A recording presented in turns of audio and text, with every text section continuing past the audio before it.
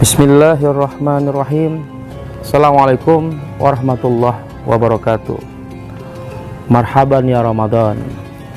Saya Hendra SEIMA, pimpinan wilayah Generasi Muda Pembangunan Indonesia Sumatera Utara, mengucapkan selamat berpuasa di bulan Ramadan.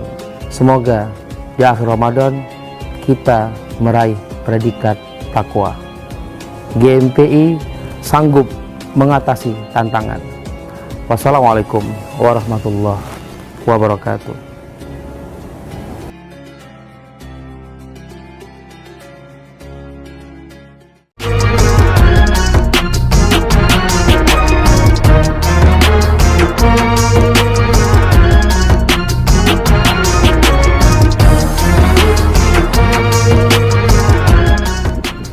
Bismillahirrahmanirrahim.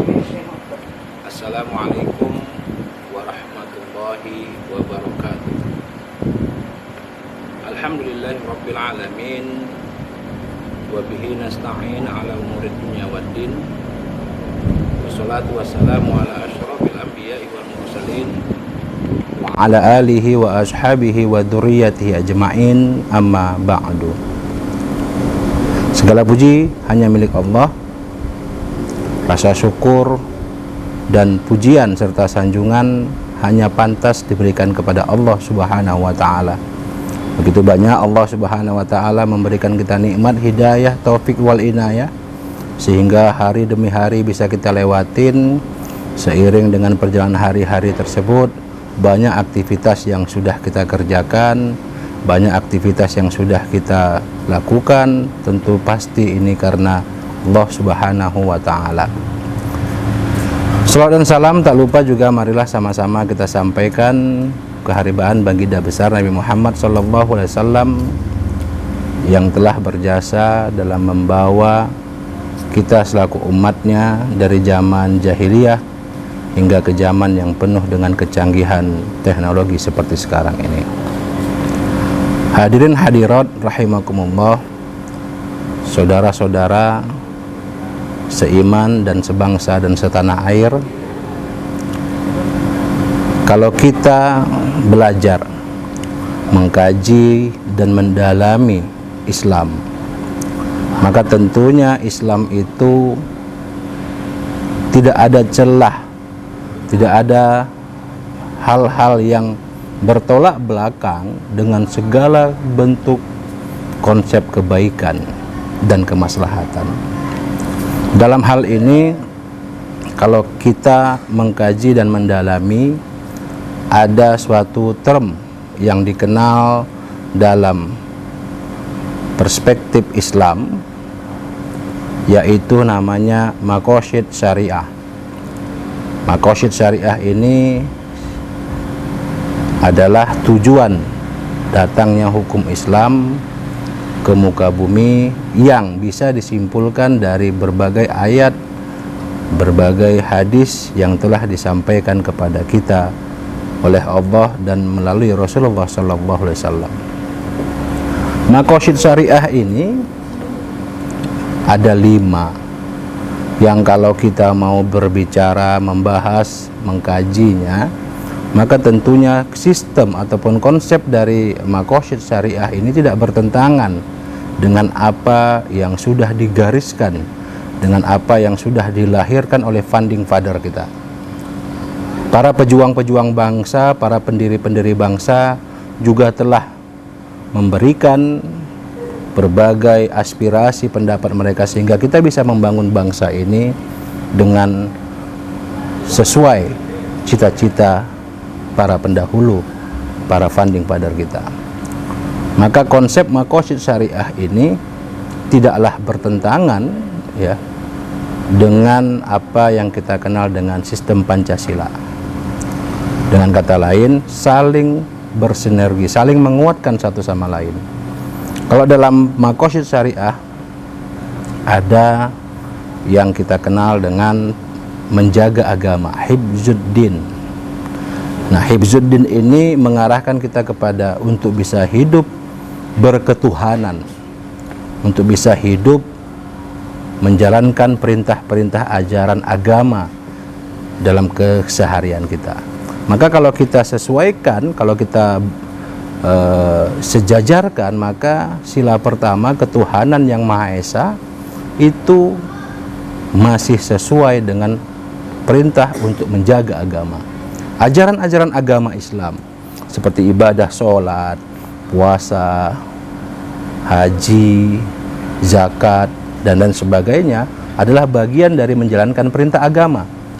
Ya, bahkan Pancasila itu juga tidak bisa dilepaskan dengan kebebasan menjalankan kebebasan menjalankan beragama bagi setiap para pemeluk ajaran agama.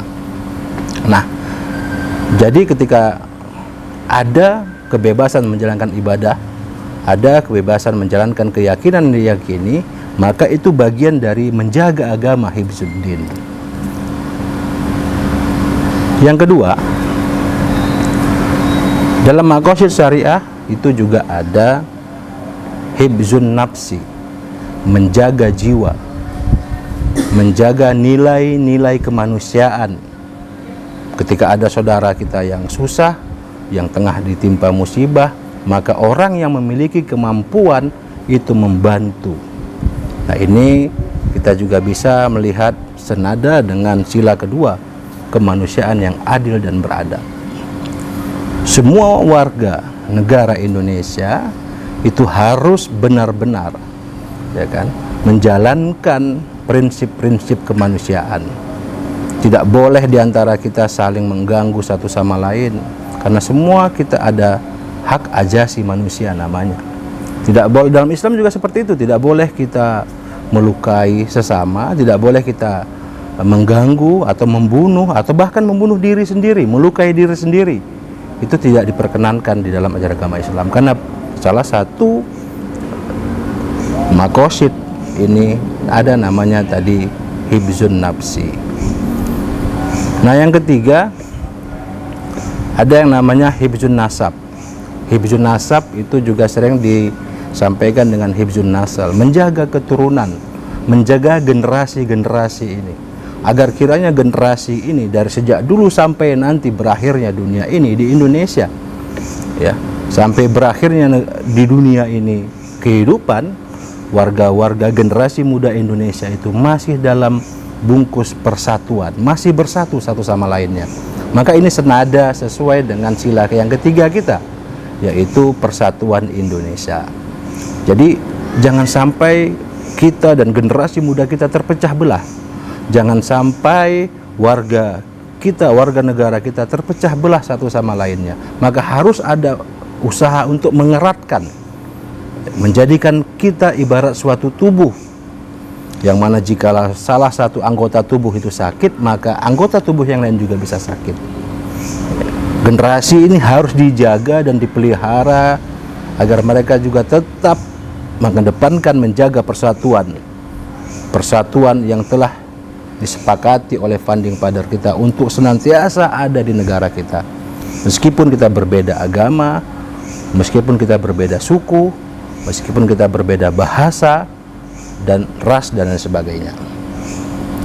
Nah, yang keempat dalam term maqasid syariah itu ada yang namanya hifzul akli, menjaga akal. Dari akal inilah bakal muncul pemikiran-pemikiran, ide-ide yang bisa menjadi pedoman warga negara, menjadi pedoman stakeholder dalam negara untuk bisa membangkitkan dan membesarkan negara ini. Ide-ide itu dijamin oleh negara, pendapat itu dijamin oleh negara. Maka ini senada dengan sila keempat, kerakyatan yang dipimpin oleh hikmat kebijaksanaan dalam permusyawaratan perwakilan. Ide itu sangat besar harganya, sangat besar nilainya, yang harus bisa lahir dari setiap generasi. Ide pendapat inilah yang akan membesarkan, mengembangkan bangsa ini. Lahirnya ide-ide itu tentu dengan menjaga akal, menjaga logika, pemikiran generasi muda agar tidak dirusak dengan hal-hal yang merusak, agar tidak dirusak dengan bahaya-bahaya yang bisa merusak akal seperti narkotika, narkoba, dan sejenisnya yang bisa merusak akal generasi muda kita. Yang kelima, ada namanya hifzul mal, menjaga harta. Dalam Islam ada dianjurkan agar harta tidak hanya mengitari, berada di sekitar orang-orang kaya. Harta itu juga harus beredar di orang-orang yang tidak kaya. Maka oleh karena itu Islam ada sistem seperti zakat, ada sistem seperti wakaf, infak, sedekah yang menjamin adanya peredaran harta bukan hanya di kalangan-kalangan yang kaya. Maka ini kalau kita lihat senada dengan sila yang kelima dari Pancasila, keadilan sosial bagi seluruh rakyat Indonesia. Adil harus merata, tidak hanya berada di perkotaan harta-harta itu beredar. Harta-harta itu juga harus beredar dalam wilayah-wilayah yang sekupnya lebih kecil. Orang-orang kaya diwajibkan memberikan hartanya, bagian dari hartanya kepada orang yang membutuhkan. Kemudian untuk mewujudkan keadilan, maka setiap hal contohnya yang terkait dengan pelanggaran terhadap harta, mengganggu harta orang lain, dalam Islam ada hukuman-hukuman yang telah ditetapkan. Maka oleh karena itu, dari kelima maqasid ini yang bisa kita komparasikan dengan nilai-nilai yang ada dalam Pancasila, maka hal ini sebenarnya menguatkan istilah, menguatkan slogan yang menyatakan tidak ada pertentangan antara agama dan Pancasila. Ketika Pancasila sudah dibuat oleh founding father kita dengan sebegitu bagusnya, sebegitu indahnya, yang memang harus kita rawat dan kita jaga. Namun ternyata ratusan tahun sebelumnya, beberapa puluhan tahun sebelumnya, itu sudah dibuat dan digagas oleh para ulama-ulama Islam melalui istimbatul ahkam, melalui pengambilan kesimpulan hukum dari semua ayat dan hadis yang telah diturunkan kepada dalam ajaran agama ini. Jadi kalau boleh kita ambil intisari bahwasanya maqasid syariah itu masih senada dengan nilai-nilai yang terkandung dalam Pancasila. Oleh karena itu kalau kita menjalankan maqasid syariah dengan bagus, otomatis Pancasila juga harus jalan dan diamalkan oleh setiap kita. Dalam arti lain, maqasid syariah itu adalah Pancasilanya dalam beragama, yang kemudian nilai-nilai itu yang bisa kita terapkan, kita junjung tinggi, kita amalkan sehingga akan bisa mudah terwujud negara baldatun thayyibatun wa rabbun ghafur. Ini saja yang bisa kami sampaikan. Semoga bermanfaat bagi kita semua. Semoga bisa menambah perbendaharaan amal jariah antar kita semua.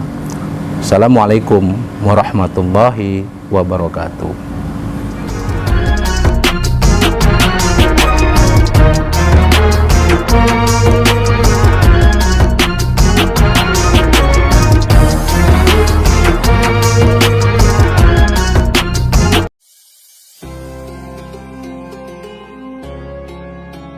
Assalamualaikum warahmatullahi wabarakatuh.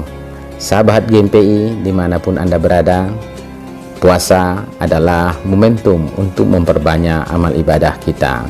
Oleh karena itu, mari jadikan puasa tahun ini menjadi ibadah terbaik untuk meraih predikat takwa. GMPI Sumatera Utara mengucapkan selamat berbuka puasa. GMPI sanggup mengatasi tantangan. Wassalamualaikum warahmatullahi wabarakatuh.